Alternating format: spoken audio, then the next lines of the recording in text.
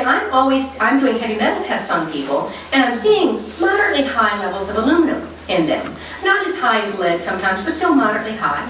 And it's, most of these people have already eliminated the aluminum that they know about. And where's it coming from? I think we're breathing it. So what's it going to cause? What kind of symptoms does inhaling aluminum cause? And this is nanonized. This is itsy bitsy teeny weeny aluminum. You'll read about aluminum shaft, so it's aluminum coated on plastic shaft, but there's also aluminum, nano aluminum that they are dropping because it'll stay in the clouds for a lot longer period of time. Nano means that it can get inside your cells. And they are taking pictures now of, I can't remember, I think it was mice, where they were exposing them to this. And they were able to look at the mice's DNA based on the, using a electron microscope.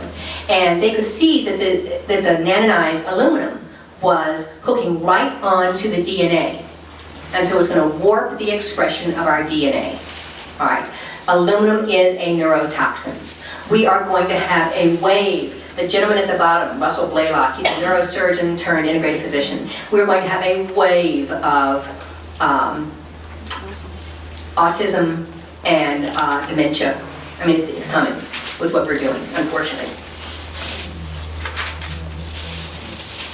Okay, so this just says that they've done a number of different experiments out in Lake Shasta, which is up in Washington State, finding lots and lots of aluminum that's totally out of proportion to what it should be. And you do not have to take serious notes right now. Just write down what I say. Don't worry about what's on the slides, because I'm going to put these slides up on my blog, probably on Monday. Got to figure out how to do it, but it'll be on my blog, drvaughan.com. So write that down. And a little bit of mercury and a little bit of aluminum do really bad things to us. So the next subject that's not controversial at all has to do with, are aluminum vaccines safe? All right. Now remember those two autism slides that I showed you? Okay, if they took the thimerosal out of the vaccines, they started doing that in 1999, but they got to use up the rest of the reserves that they already paid for, so there were still kids getting thimerosal in vaccines, probably 2002, 2003, 2004. Okay? We're still getting it with flu vaccines, etc. So you're still getting some thimerosal, but the amount of exposure of thimerosal went down tremendously. Why did the curve keep on going up? Well, there's been aluminum in there the whole time, and if you mix aluminum and a little bit of mercury, you get neurodegenerative disorders, you get brain damage. And that's part why I think that the autism problem continues. There are lots of things that contribute to it, but that's part of it. So I do not think that these are safe. It's a great article, though. All right, this is the aluminum content in vaccines. This is from a wonderful piece by Dr. Sears, who suggests the spread out vaccination schedule. And this is the Hib that kids get the day they're born, the hepatitis B the day they're born. Okay, so that's how much? 475 micrograms, bam, right in their little leg. They should not get exposed to more than 20 micrograms in one day. The safe amount is 5 micrograms per kilogram. You do the math.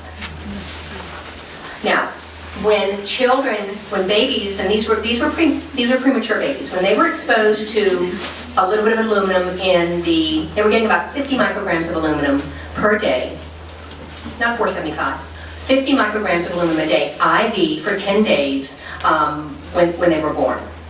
And they tracked these kids, and oh surprise, they had neurological problems compared to the kids who didn't get the aluminum in the same IVs at 18 months. So be very choosy. I'm not saying all vaccines are bad, I'm saying be very, very choosy. And at what ages are we going to be the most sensitive to toxin exposure? It's going to be when we are growing in utero, before we even breathe our first breath.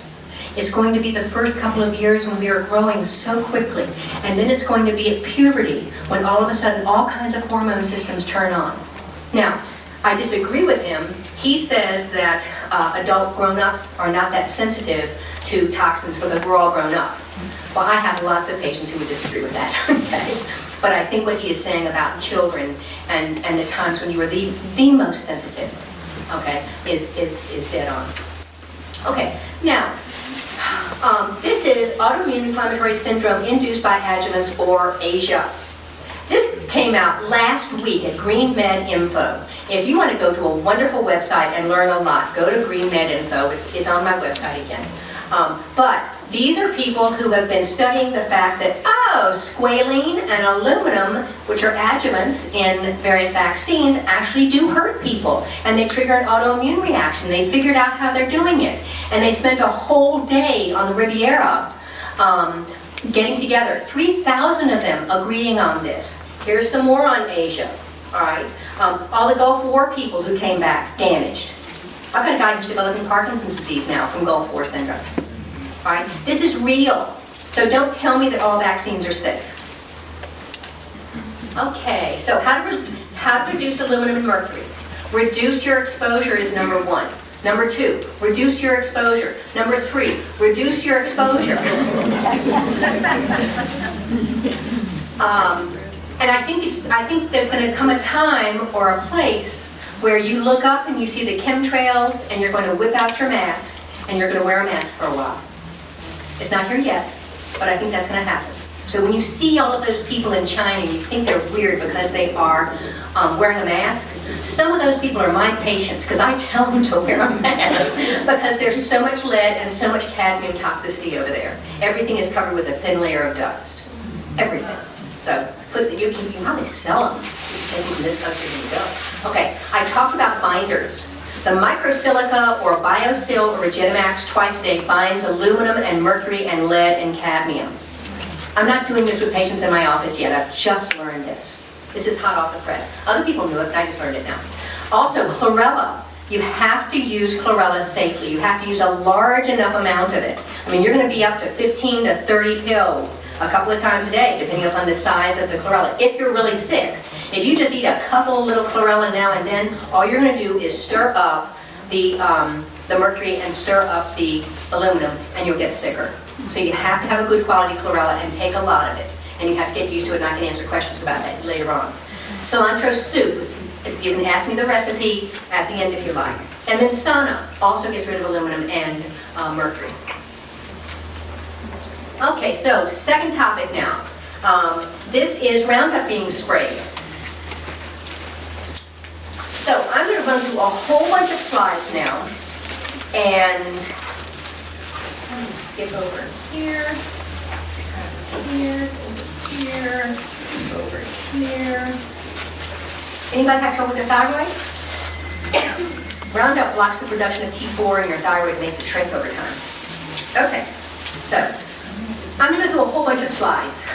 This is the amount of GE crops grown in the U.S. So basically since 1996, up to now, 90% of those crops, which is corn, soy, and cotton. Now cotton means cotton seed oil is in lots of conventional foods, and but also cotton clothing. All right. Also canola, which is in most of your salad dressings, sugar beets, which accounts for 50% of the sugar that's used in processed foods, papaya from Hawaii. Hawaii just outlawed any new genetically modified foods. They didn't stop the production of the papaya, so watch out for papayas from Hawaii, and alfalfa, but not alfalfa sprouts. They are not allowed. Alfalfa sprouts are okay. Okay, glyphosate and superweeds. So they've been using more and more glyphosate, and the superweeds are trying to catch up. And so now, of course, they're going to the EPA and FDA and saying we need to use some 2,4-D again. Of course, that was part of Agent Orange. But why not? Why not? So huge amounts. All right. So this is hospital discharges of inflammatory bowel disease.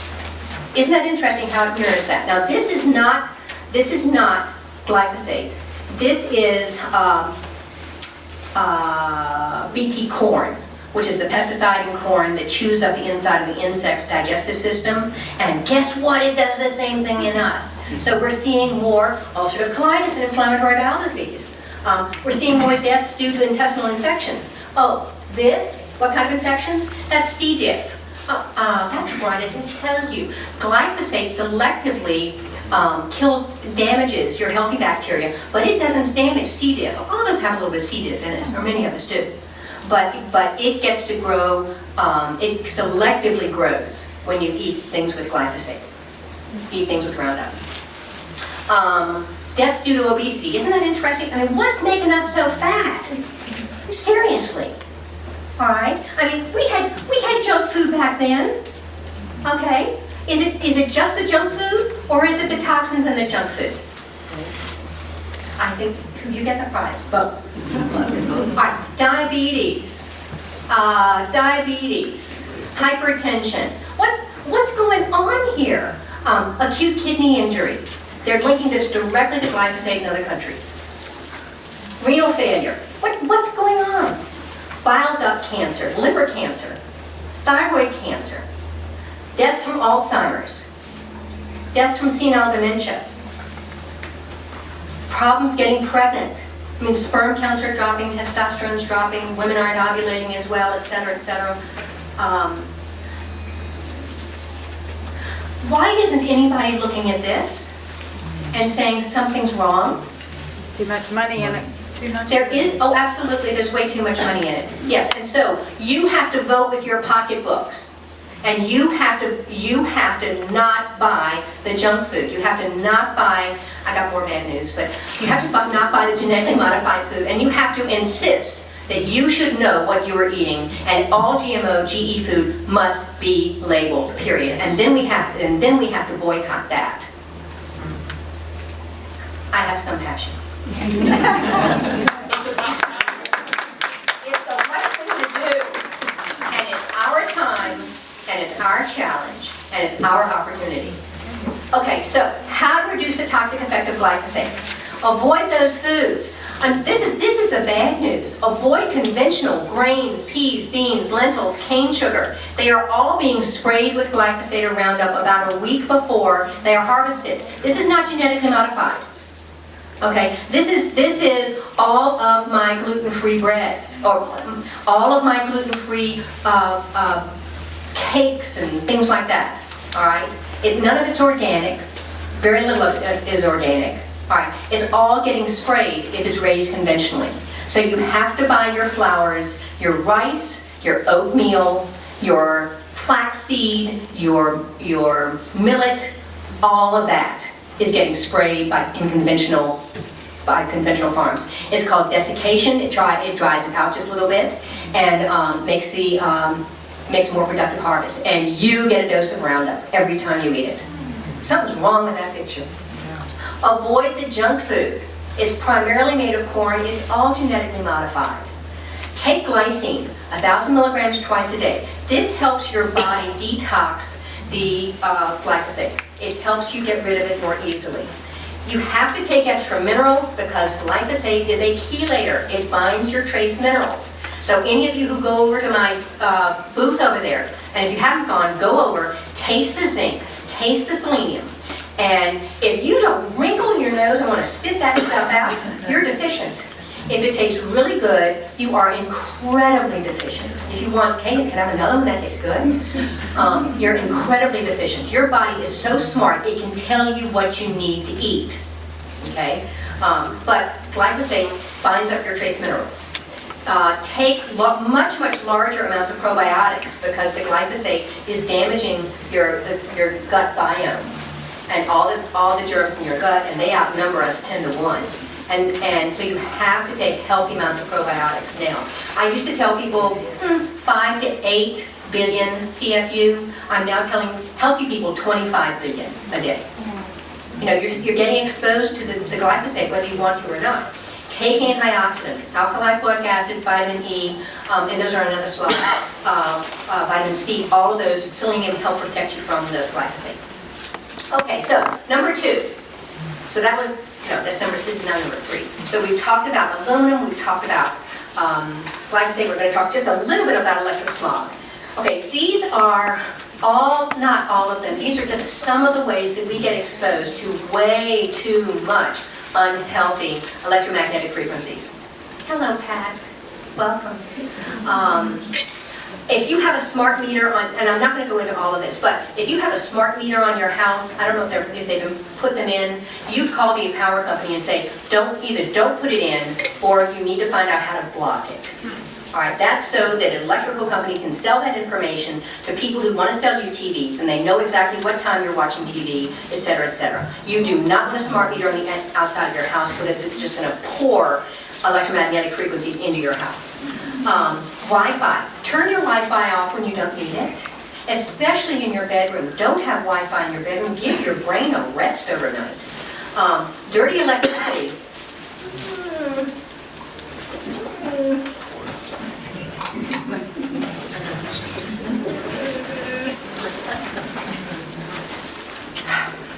Dirty electricity is extra high power on these lines.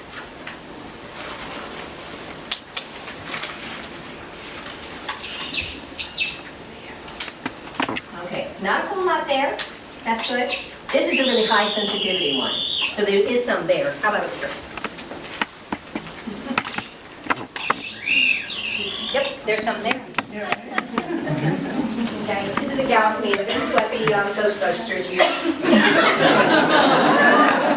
$15 at Lowe's. There are many, you can spend lots of money on stuff like this because there are different kinds of electricity. But it's fun to buy it and, put it in front of your microwave when the microwave is turned off.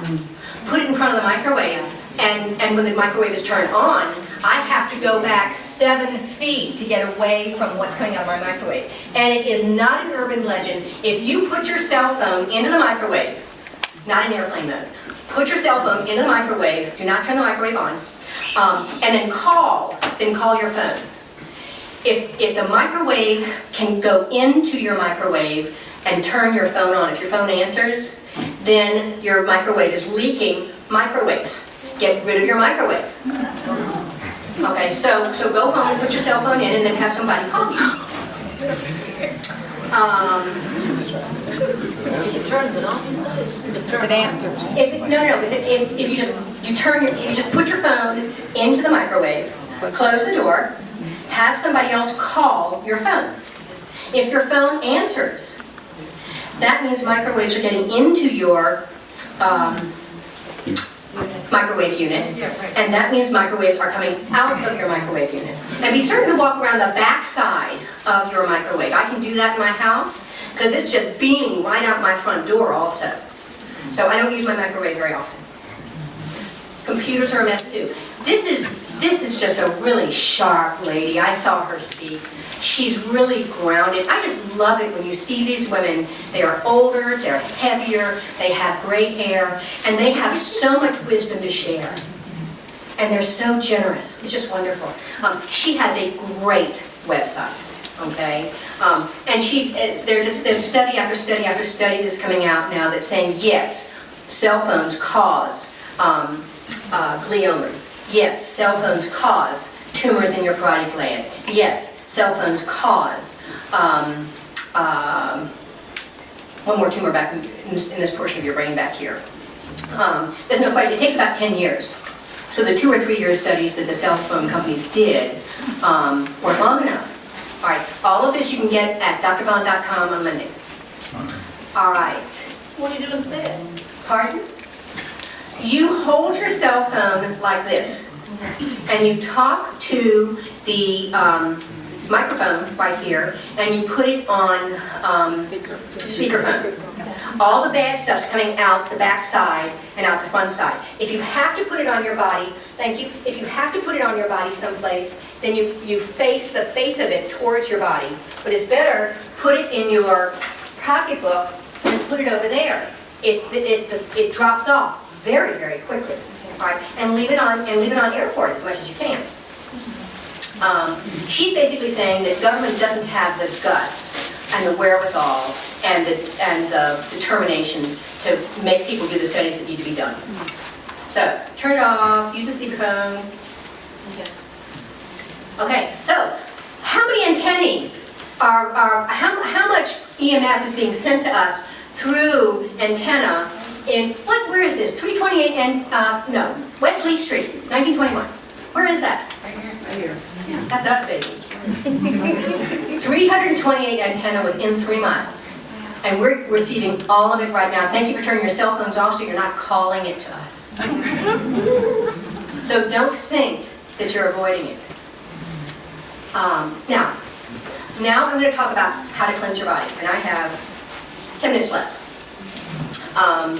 You reduce your total load by avoiding toxins to reduce the additional burden.